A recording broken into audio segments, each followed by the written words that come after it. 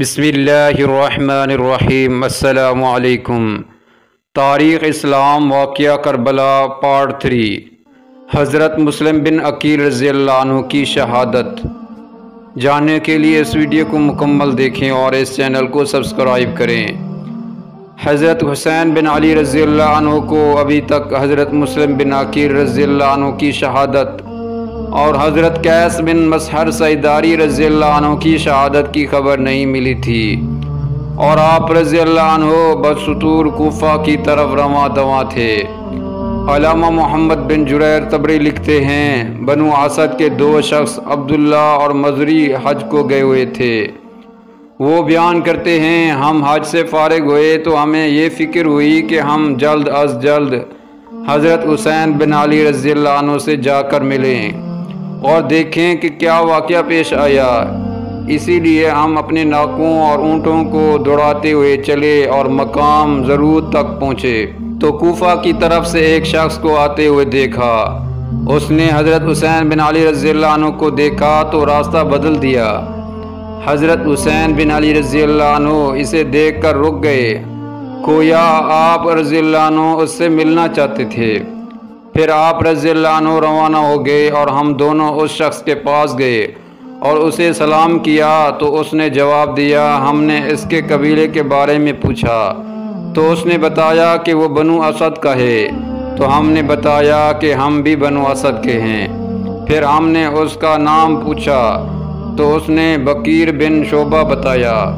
پھر ہم نے کوفہ کے حالات معلوم کیے تو اس نے بتایا کہ حضرت مسلم بن عقیل رضی اللہ عنہ اور حضرت ہانی بن عروہ رضی اللہ عنہ کو شہید کر دیا گیا ہے، اور میں نے دیکھا کہ ان دونوں کی لاشوں کے پیر پکڑ کر بازاروں میں گھسیٹا جا رہا تھا۔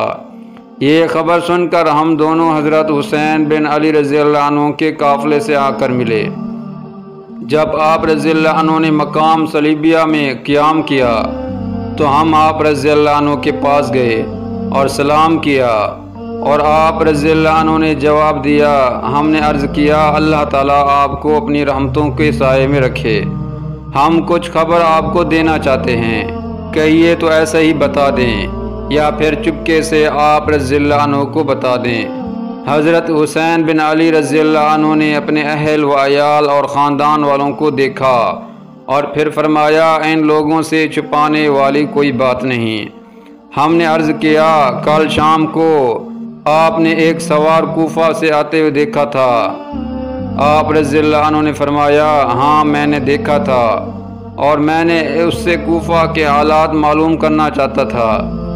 ہم نے عرض کیا، ہم ان سے معلوم کر لیا ہے۔ اس نے بیان کیا کہ اس کے سامنے حضرت مسلم بن عقیل رضی اللہ عنہ اور حضرت ہانی بن عروہ رضی اللہ عنہ کو شہید کر دیا گیا، اور ان دونوں کی لاشوں کے پیر پکڑ کر بازاروں میں گھسیٹا جا رہا تھا۔ یہ سن کر آپ رضی اللہ عنہ نے فرمایا، ان للہ و انا الیہ راجعون، اللہ تعالیٰ کی رحمتیں ان دونوں پر نازل ہوں۔ پھر آپ رضی اللہ عنہ بار بار یہی کہتے رہے۔ ہم نے عرض کیا، ہم آپ کو اللہ کی قسم دیتے ہیں، اپنی جان کا، اپنے اہل بیت کا خیال کریں اور اسی جگہ سے واپس چلے جائیں۔ کوفہ میں آپ کا کوئی مددگار نہیں ہے، بلکہ ہمیں تو اس بات کا خوف ہے کہ وہ لوگ آپ کی مخالفت کریں گے۔ حضرت حسین بن علی رضی اللہ عنہ کو جب یہ معلوم ہوا کہ اہل کوفہ نے غداری اور بدعہدی کی ہے تو آپ رضی اللہ عنہ نے ارادہ بدل دیا اور واپسی کا ارادہ بنایا تھا کہ آل عقیل کے اصرار پر آپ رضی اللہ عنہ نے پھر کوفہ کی طرف بڑھنے کا عزم کر لیا۔ علامہ محمد بن جریر طبری لکھتے ہیں، یہ سن کر حضرت عقیل بن ابی طالب رضی اللہ عنہ کے بیٹے کھڑے ہوئے اور فرمایا، اللہ کی قسم، جب تک ہم حضرت مسلم بن عقیل رضی اللہ عنہ کے خون کا قصاص نہیں لیں گے، یا ہمارا بھی وہی حال ہوگا جو حضرت مسلم بن عقیل رضی اللہ عنہ کا ہوا ہے، تب تک ہم واپس نہیں جائیں گے۔ یہ سن کر حضرت حسین بن علی رضی اللہ عنہ نے ہم سے فرمایا، ان لوگوں کے بعد زندگی کا کوئی لطف نہیں ہوگا۔ ہم سمجھ گئے کہ آپ رضی اللہ عنہ نے کوفہ جانے کا مصمم ارادہ کر لیا ہے۔ ہم نے عرض کیا، اللہ تعالیٰ آپ کے لیے بہتری کرے۔ آپ رضی اللہ عنہ نے فرمایا اللہ تعالیٰ آپ دونوں کو اپنی رحمتوں کے سائے میں رکھے۔ آپ رضی اللہ عنہ کے بعد انصاری نے عرض کیا کوفہ میں آپ جائیں گے تو سب آپ کی طرف دوڑیں گے۔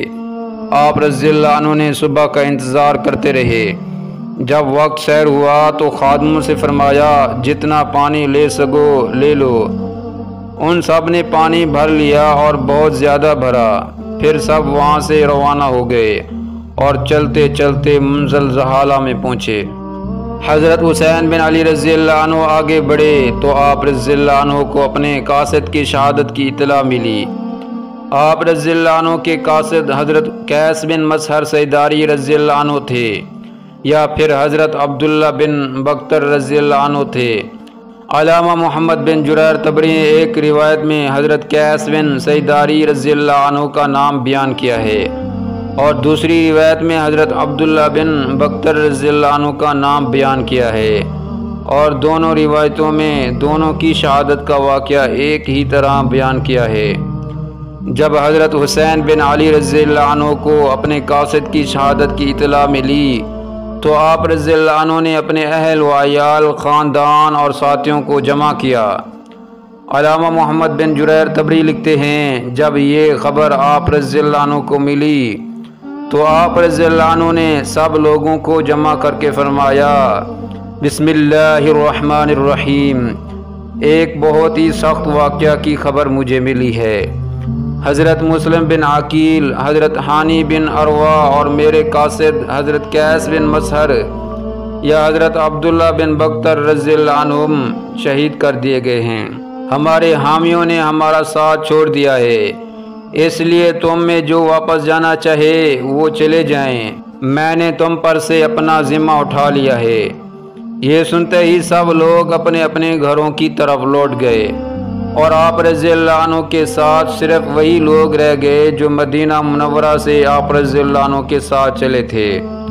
آپ رضی اللہ عنہ نے انہیں جانے کی اجازت اس لیے دی تھی کیونکہ آپ رضی اللہ عنہ کے ساتھ بہت سے اعرابی اس لیے چل رہے تھے کہ انہوں نے یہ سمجھا ہوا تھا کہ حضرت حسین بن علی رضی اللہ عنہ ایسے شہر میں جا رہے ہیں جہاں سب ان کی بات مانیں گے اور اطاعت کریں گے، اس لیے آپ رضی اللہ عنہ نے یہ مناسب نہیں سمجھا کہ انہیں لا علمی میں رکھ کر موت کے منہ میں لے جایا جائے۔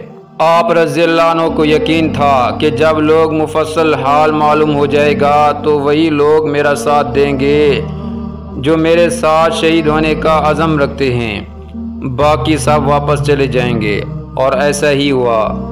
آپ رضی اللہ عنہ کے ساتھ اہل و عیال، خاندان کے لوگ ہی رہ گئے تھے۔ حضرت حسین بن علی رضی اللہ عنہ کو مکہ مکرمہ سے روانہ ہوئے لگ بھگ 20 دن سے زیادہ ہو چکے تھے، اور جب آپ رضی اللہ عنہ نے مقام بطن عقبہ میں قیام کیا تو ذوالحج 20 ہجری کا اختتام ہو گیا اور محرم الحرام 21 ہجری کی شروعات ہوئی۔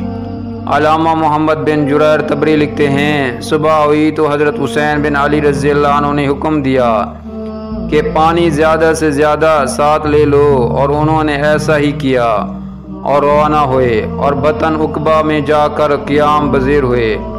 وہاں پر بنو اکرمہ کے ایک شخص نے آپ رضی اللہ عنہ سے عرض کیا آپ کہاں تشریف لے جا رہے ہیں؟ آپ رضی اللہ عنہ نے تمام حالات بیان کر دیے۔ اس نے عرض کیا میں آپ کو اللہ کی قسم دیتا ہوں یہیں سے واپس چلے جائیں، اللہ کی قسم آپ برچھیوں اور تلواروں کے نیچے جا رہے ہیں۔ جن لوگوں نے آپ کو بلایا ہے اگر وہ آپ کو جنگ و جدال کی زحمت سے بچا لیتے تو خود ہی سب کام درست کر چکے ہوتے، اور اس کے بعد آپ جاتے تو یہ درست ہوتا۔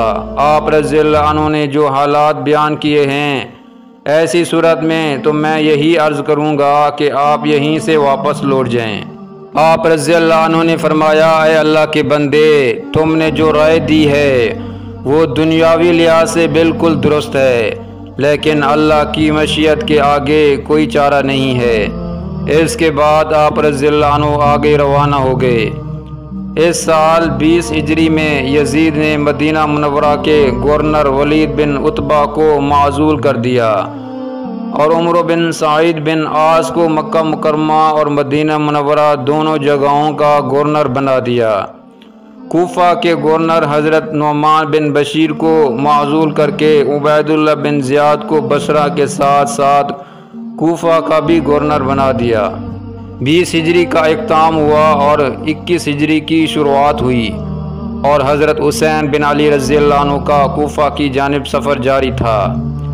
علامہ محمد بن جریر طبری لکھتے ہیں حضرت حسین بن علی رضی اللہ عنہ بطن عقبہ سے آگے بڑھے اور مقام اشرا پر قیام بزیر ہوئے، پھر صبح کے وقت وہاں سے روانہ ہوئے اور مسلسل سفر کرتے رہے یہاں تک کہ دوپہر کے وقت قافلے کے آگے والے شخص نے بلند آواز سے اللہ اکبر پکارا۔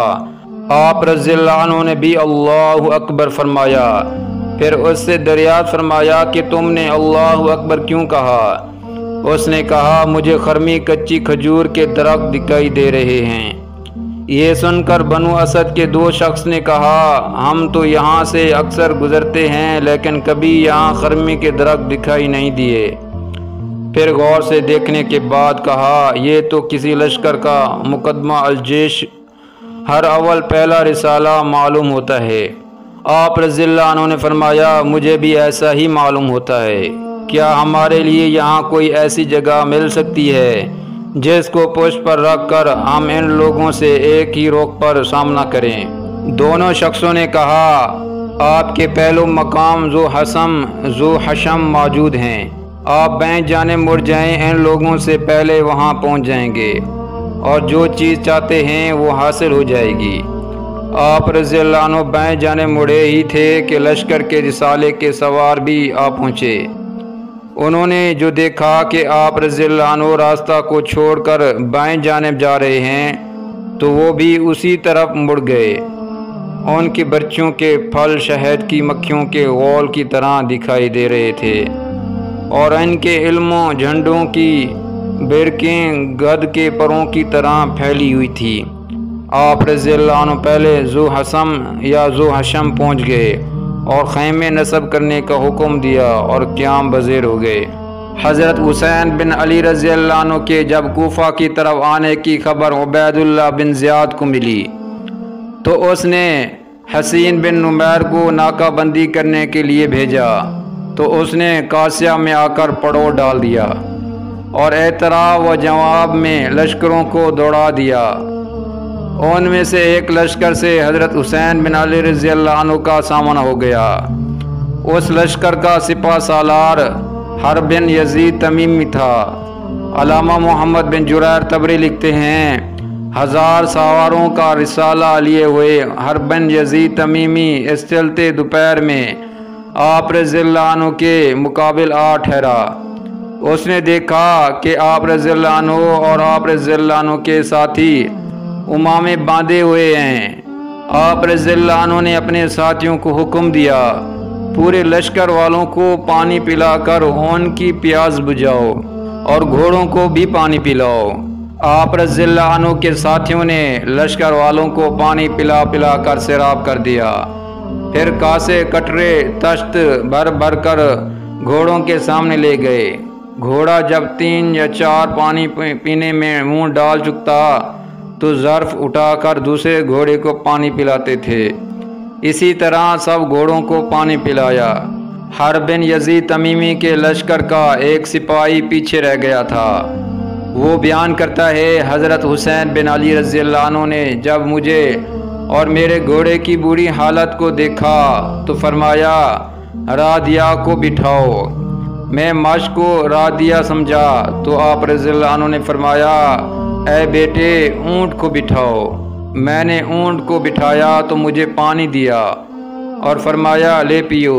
میں جب پانی پینے لگا تو مشکیزے سے پانی گرنے لگا تو آپ رضی اللہ عنہ نے فرمایا مشق کے دہانے کو الٹ دو، مجھ سے الٹنے نہیں بنا۔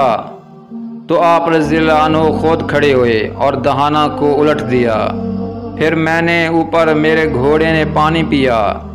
آپ رضی اللہ عنہ کی طرف حرب بن یزید تمیمی کے لشکر لے کر آنے کا سبب یہ ہوا کہ عبید اللہ بن زیاد کو جب یہ خبر ملی کہ حضرت حسین بن علی رضی اللہ عنہ آ رہے ہیں، تو اس نے حسین بن نمیر کو، جو پولیس محکمے کا سربراہ تھا، روانہ کیا اور حکم دیا کہ قاسیہ میں ٹھہرے اور قطقطانہ سے حقائق تک مورچے باندھے، اور ہر کو 1000 سوار کا لشکر دے کر اس کے آگے روانہ کیا کہ وہ حضرت حسین بن علی رضی اللہ عنہ سے مزاحمت کرے۔ ہر بن یزید تمیمی نے آپ رضی اللہ عنہ کو روکے رکھا۔